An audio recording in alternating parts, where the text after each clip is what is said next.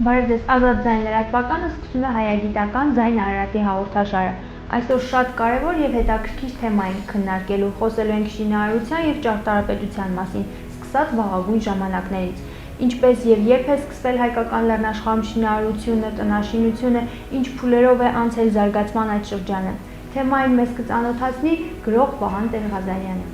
Բարև ձեզ, պարոն Տեր-Ղազարյան։ Պետք է քննարկենք շինարարության թեման, երբ է հայկական լեռնաշխարհում եւ ամբողջ աշխարհում սկսել շինարարությունը եւ հարցին անդրադառնամ, ինչպես եղավ, որ հայկական լեռնաշխարհում մարդը, վաղագույն հայ մարդը սկսեց զբաղվել շինարարությամբ, որն էր պատճառը։ Հայկական լեռնաշխարհին ընդհանրապես այսօր էլ բնորոշ է շինարարությունը, շատ ավելի հոգեհարազատ է շինարարությունը հային, քան ասենք անտառապատ տարածքների բնակիչներին։ Ենթադրաբար, այսինքն գիտության կողմից հաստատվում է մոտավորապես քոչվորական եւ նստակյաց էպոխաների որոշակի տարբերակում, ասենք 700 հազարամյակ մեր թվագրությունից առաջ մարդը արդեն նստակյաց է եւ սկսում է տներ կառուցել։ Երկրաբանական,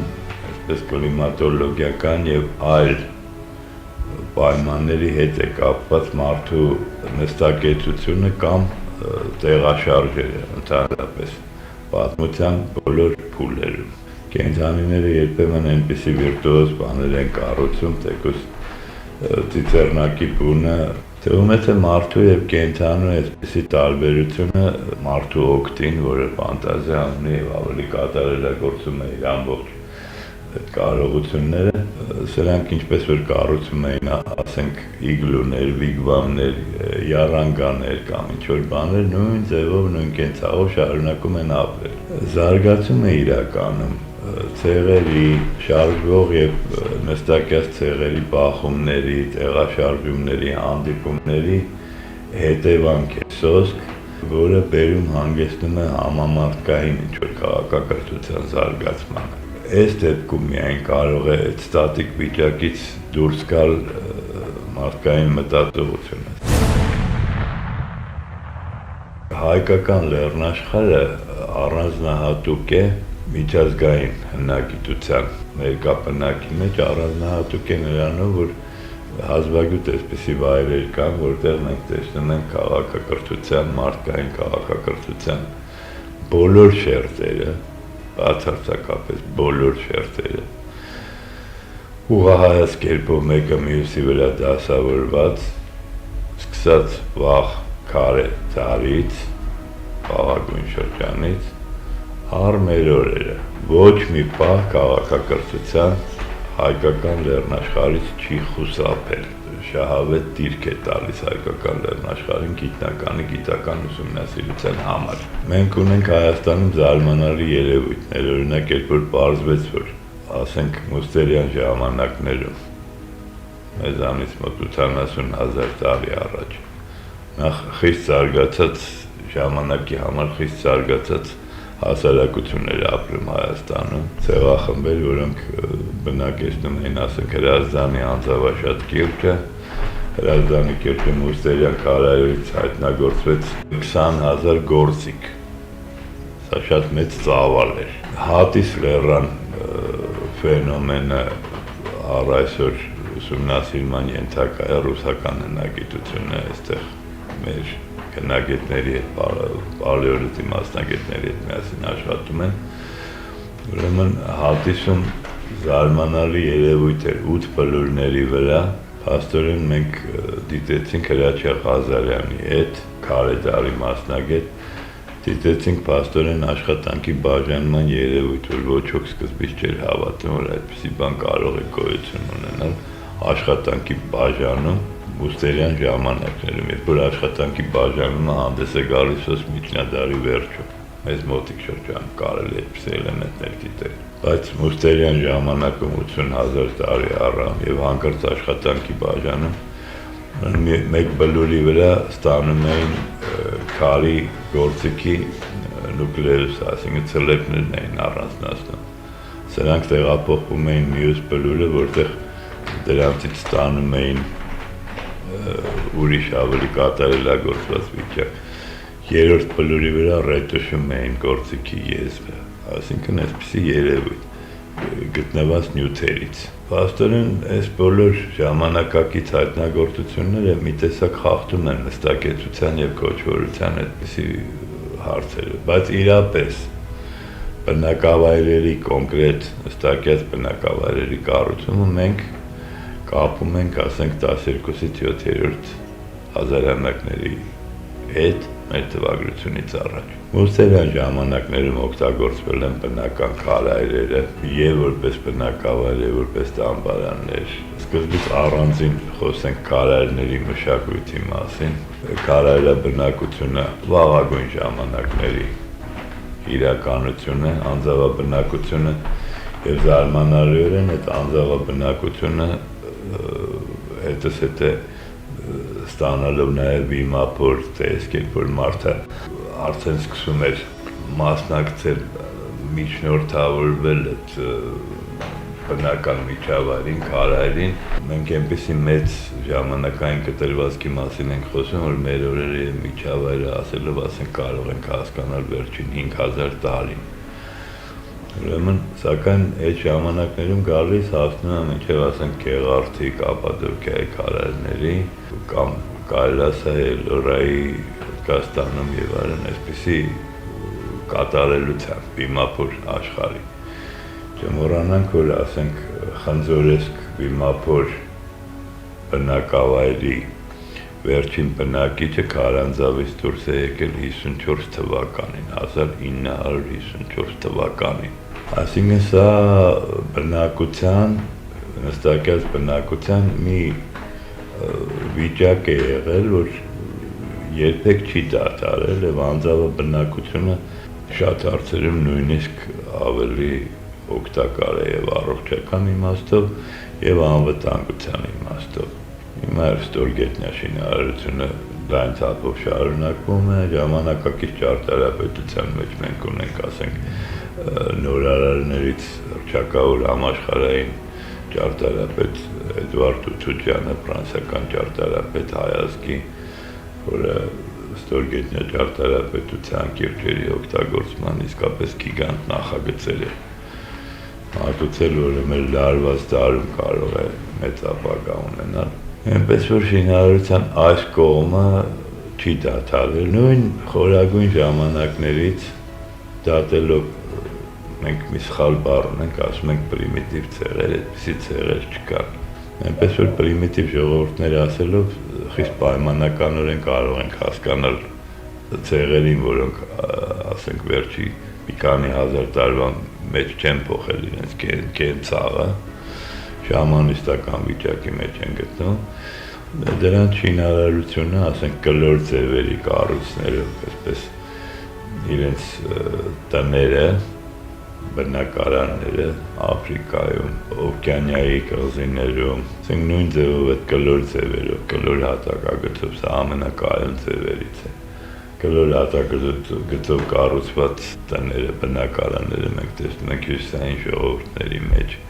ամերիկյան հնդկացիների վիգվամները, իգլուները, յարանկաները Սիբիրի կողմերում։ Շինարարությունը ճարտարապետությունը մշտապես կապված է եղել հավատալիքների ինչ-որ սիստեմի հետ։ Շինարարությունը, ինչպես հայկական եկեղեցին, այսօր բառացիորեն մի ամբողջ դասագիրք է հավատքի, կրոնի եւ այլ բաների մասին, ինչպես ասենք հելենիստական տաճարը պատմում է ամեն ինչ ժամանակի մտածողության հավատալիքների, նույնիսկ երաժշտության մասին, որ ասում են ճարտարապետությունը, քարացած երաժշտությունը, ամբողջ մշակույթի մասին, նույն ձևով նաև պարզագույն ժողովուրդների մոտ տեսնում ենք կլոր կաթարանների մեջ պաշտամունքային վիճակ, ասենք մոնղոլական յուրտայի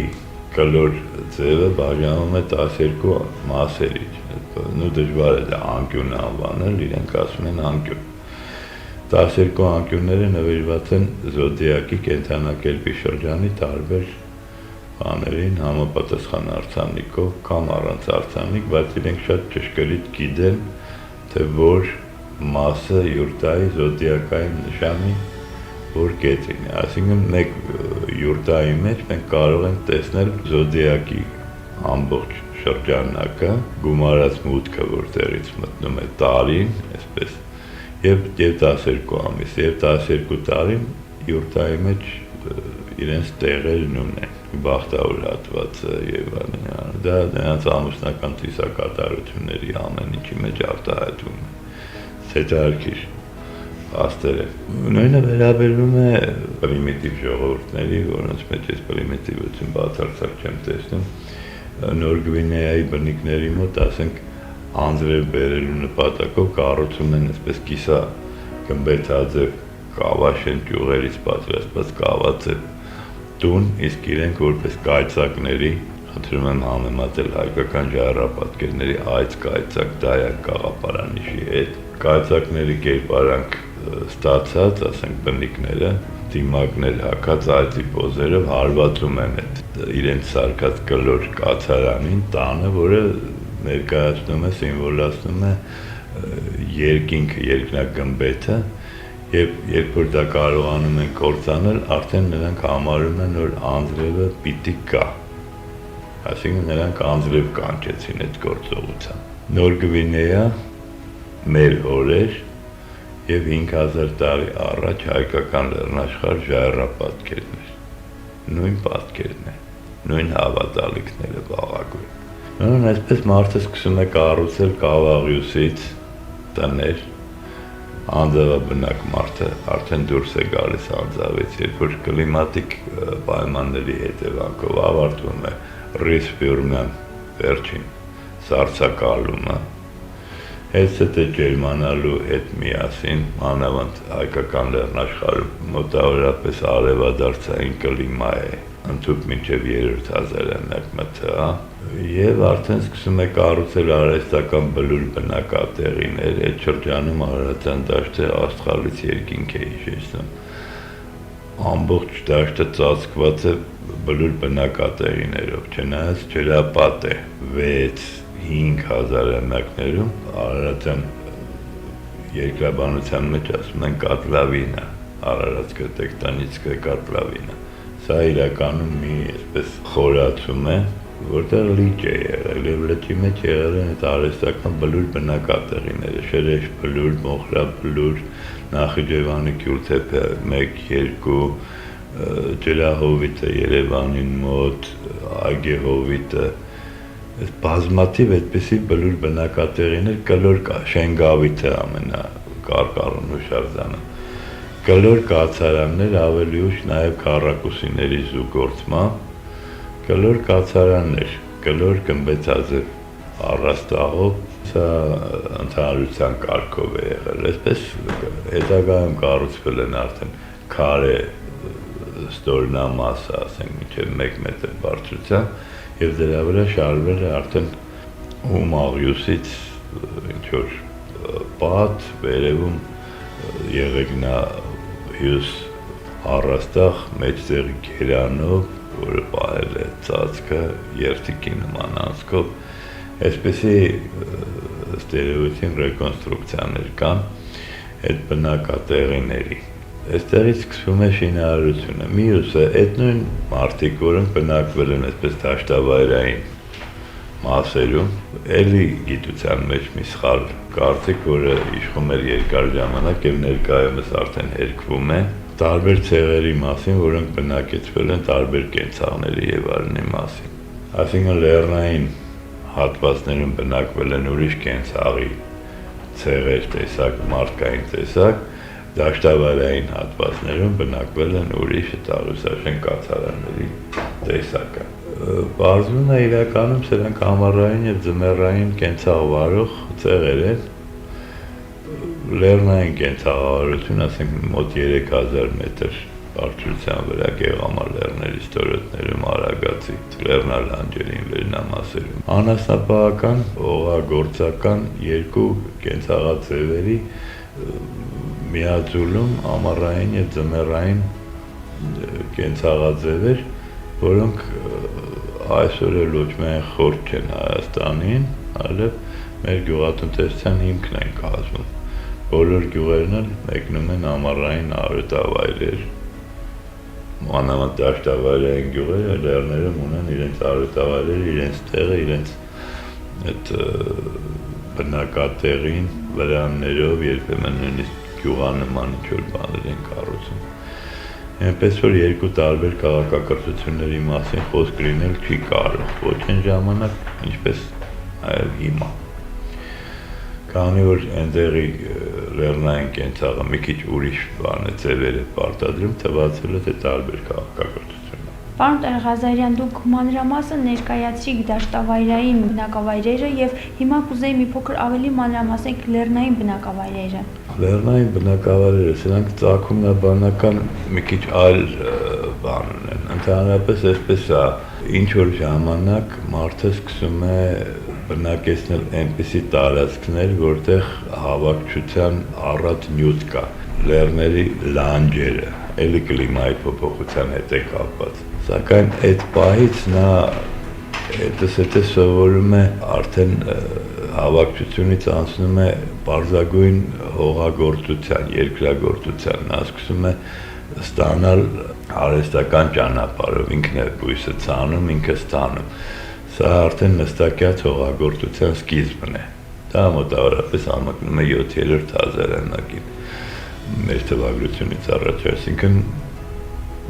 Հայաստանում այդպես է ֆիքսված 8-7 հազարամյակները։ Դեռևս նախամետաղական շրջանում մենք ունենք օբսիդիանի ծայրակալներով մանգաղներ, հողագործության եւ այլն ունիկալ այսպիսի նյութեր ունենք Հայաստանում։ Դրա հետ զուգահեռ ընդհանրապես ծորենի, գարու, մի շարք հացահատիկների վայրի տեսակները առ այսօր աճում են հայկական լեռնաշխարհում։ Այն տեսակները, որոնցից գենետիկորեն աճել են աշխարհում մեկ սփռված տեսակները, աճում են հիմնականում հայկական լեռնաշխարհում,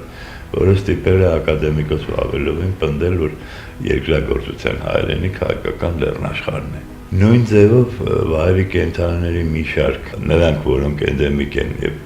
դրանք, որոնցից աճել են ժամանակակից, ասենք ոչխարները, այծեր, խոզեր, մյուսները, դրանց վայրի տեսակները նույնպես ապրում են հայկական լեռնաշխարհում։ Եվ Վավելովի այն տեսությունը, որ քաղաքակրթությունը ծագել է ոչ թե մեծ գետերի հովիտներում, մեծ գետերի հովիտներում նա մեծ զարգացում է ապրել անշուշտ, բայց քաղաքակրթությունը ծագել է լեռների լանջերին։ Ու դա խորապես ճշմարտության արժեք ունի Վավելովի այդ տեսությունը։ Դա վերաբերում է կոնկրետ այս դեպքում հայկական լեռնաշխարհին։ Այդ ամեն ինչը այստեղ արտացոլված է։ Եթե վայրի տեսակները բույսերի արդեն աճեցվում են, դրան զուգահեռ կենդանիները ընտելացվում են։ Այսինքն ինչպես է դա կատարվում։ Որսված կենդանիների մի մասը չի սպանվում թակարդում, այլ պահվում է որպես մթերված միս։ Այդտեղից սկսվում է արդեն այս պանրագործություն, կարակ ստանալ, մյուս բաներ, այսինքն սա իսկապես հեղափոխություն է թափառող մարդու համար, այս նստակեցությունը։ Անմիջապես դեմոգրաֆիկ պայթյուն է տեղի ունենում, ազգաբնակչությունը բազմանում է, մի քիչ հետո մենք տեսնում ենք մեծ առատություն ազգաբնակչության, բնակավայրերը շատանում են եւ այլն։ Ասենք քարե թակարդները, լեռների ժայռերի եզրերին, որտեղ վաղնջական շրջանի որսորդները քշել են կենդանիներին, բերել փակել են այդ թակարդում կամ ինչ որ լեռնային հովտի ինչ որ թակարդ ոնց հարմարություն է եղել, ինչպեսին են եղել թակարդները, որոնք հետագայում վերածվել են փարախների, այսինքն այդ թակարդ քշված կենդանիները արդեն չեն սպանվել, ընտելացվել են։ Քարաշար կառույցները եղել են վաղագույն նախատիպերը կիկլոպյան ամրոցների, որոնք հետագայում դարձան բնակավայր, չէ որ քարայրները կամ մնացած այսպես ապաստարանները չէին կարող բավարարել մարդու պահանջին, նա պետք է քարից արդեն ամրոցներ, տներ կառուցել, միաժամանակ էլի կլիմատիկ կամ այլ բնական պատճառներով կամ սննդամթերքի պակասի հետևանքով ցեղերի տեղաշարժեր են տեղի ունենում։ Տվյալ ցեղը, որը նվաճել է այս տարածքում պաշտպանվելու կարիք ունի։ Այդպես սկսվում է Կիկլոպյան ամրոցների շինարարությունը։ Այսինքն կենցաղը, սովորական կենցաղը եւ ռազմական արվեստը այստեղ ամրոցաշինությունը միաձուլվում են, նույն արմատից ծագած են դառնում։ Ինչպես ասենք վաղագույն խեցեղենը, խեցեգործական ասենք կճուճը, ստեղծվում է զամբյուղից։ Սկզբնապես զամբյուղը գործվում էր, հետագայում ջուր պահելու համար արդեն կավածեպ էին դարձնում, հետագայում կրակի վրա ջուրը եռացնելուց պարզվում էր, որ դա շատ հարմար բան է, թրծվում է դրսից։ Հետագայում արդեն բրուտագործական անիվը հայտնագործելուց հետո այդ զամբյուղի կարիքը չզգացվեց, միանգամից սարքում էին կավե բան եւ թրծում։ Այս գրադացիայի նման նույն ձևով, ասենք որսորդական թակարդից ստեղծվում է Կիկլոպյան ամրոցը։ Կիկլոպյան ամրոցից ստեղծվում է արդեն շինությունը, սենյակը, հազարաշեն ծածկը, որը այդպես է սկզբնական շրջանից առ այսօր հազարաշեն տունը, հայկական երթիկավոր տունը գոյատևեց առ մեր օրերը, անձավաբնակության հետ զուգահեռ։ Այս վիճակները մենք այսօր էլ կարող ենք տեսնել, նույն ազգն է ապրում, ասենք Սյունիքում եւ Արարատյան դաշտում, Վայոց ձորում, Սևանի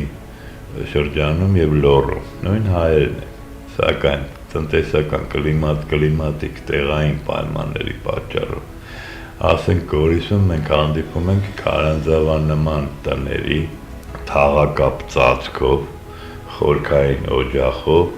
խորքում տեղադրված, Վայոց ձորում հանդիպում ենք 4 գերաններով հազարաշեն ծածկով տների, թոնրով, ոչ թե օջախով։ Այս ամեն ինչը փաստորեն ժողովրդական ճարտարապետությունը սկիզբն է։ Եվ եթե մենք Սյունիքի, բարձրալեռնային Սյունիքի թաղակապ ծածկով տների տեսակի վրա կառուցում ենք, ասենք, միանավ բազիլիկ եկեղեցիները, դրանից ցակեցնում ենք միանավ բազիլիկ եկեղեցիները, հազարաշեն ծածկով քառակուսի կացարանների բազայի վրա մենք ստեղծում ենք հետագայում մեր գավիթները, եկեղեցիները եւ այլն։ Այսինքն, երբ որ ես սկզբից խոսում էի վերտիկալ ուղղահայաց շերտավորման մասին, հայկական լեռնաշխարհի հնագիտական շերտավորման, ոչ մի պահ տրամաբանության մեջ ոչ մի պահ չի ընդհատվում զարգացման գիծը, մեկը մյուսից ծագելով այսպես գալիս է հասնում մեր օրերին։ Պարոն Տեր-Ղազարյան, կա շինարարության ինչ-որ ձև կամ ճարտարապետության մեջ ինչ-որ մեթոդ, որ հենց դուրս է եկել հայկական լեռնաշխարհից։ Ընդհանրապես որպես շինարար ժողովուրդ հայերը ամբողջ Եվրոպայում աշխատել են, արտագաղթել են, այնտեղ կառուցումներ են արել, իսկ հնագույն ժամանակներում, ասենք 12-ից 700 հազարամյակներում, երբ որ այդ ռիս վյուրմյան սառցակալումը սկսեց ազատել Եվրոպայի տարածքները, դրա հետևից գնացին մարդիկ, ամեն գաղթի ալիքը տանում էր այս տարածքում ստեղծված հերթական քաղաքակրթական շերտը, այստեղից է գնացել արևելքից եւ հատկապես այս հատվածներից տեղափոխվել է քաղաքակրթությունը դեպի Եվրոպա, հյուսիս եւ հետագայում էլ այն կողմ։ Իսկ շինարարական արվեստի իմաստով, ասենք, անպայման երկցեք ծածկեր, թաղակապ, հայկական թաղակամարներ, այդ ամեն ինչը Հայաստանից է տեղափոխվել եւ Սիրիա եւ Եվրոպա, ռոմանական ճարտարապետական ոճը ըստ Ալպագո Նովելլո եւ իտալական այդ խմբերի աշխատանքների բացարձակապես հայկական է։ Դա ժամանակին անի կործանումից հետո Հայաստանից սկսեցին արտագաղթել դեպի Ղրիմ, Ղրիմից Լեհաստան, իսկ հարավային ուղղությամբ դեպի Վենետիկ եւ այլն, որմնադիր վարպետներ, բաներ, դրանցից այդ որմնադիրների համքարությունները, այդ ամեն ինչը հայկական արմատներ ունի։ Ինչքան էլ այլափոխումներ լինի, փաստորեն որմնադրական այդ համքարությունները հայկական լեռնաշխարհից են արտագաղթել եւ ստեղծել են բավական հարուստ մշակույթ։ Շնորհակալություն, պարոն Տեր-Ղազարյան, Սիրելիներս, այսօր այսքանը Ազատ ձայն լրատվականը ավարտեց իր ձայնարարատի հաղորդաշարը։ Կհանդիպենք հաջորդ հաղորդմանը։ Հաջողություն։